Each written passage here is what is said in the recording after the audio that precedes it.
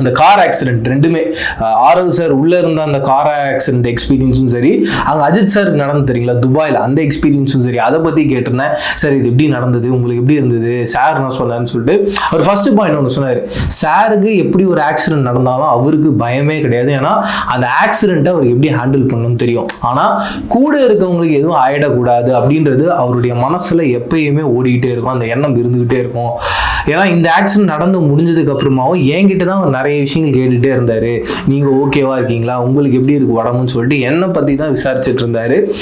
Sir அதை ரொம்ப கூலாக ஹேண்டில் பண்ணார். அண்டு அந்த துபாய் ஆக்சிடென்ட் இருந்தது தெரியுங்களா, அது கேட்டு நீங்கள் அப்போ இருந்தீங்களான்னு சொல்லிட்டு அப்போ அவர் சொன்னார், இல்லை நான் அங்கே இல்லை, ஆனால் அங்கே என்ன நடந்திருக்கோன்ற ஒரு யூகம் ஒன்று இருந்தது. ஏன்னா ஆக்சிடென்ட் நடந்து முடிஞ்சிருச்சு, அஜித் சார் வெளியில் வராரான்னு நான் வெயிட் பண்ணிட்டு இருந்தேன்.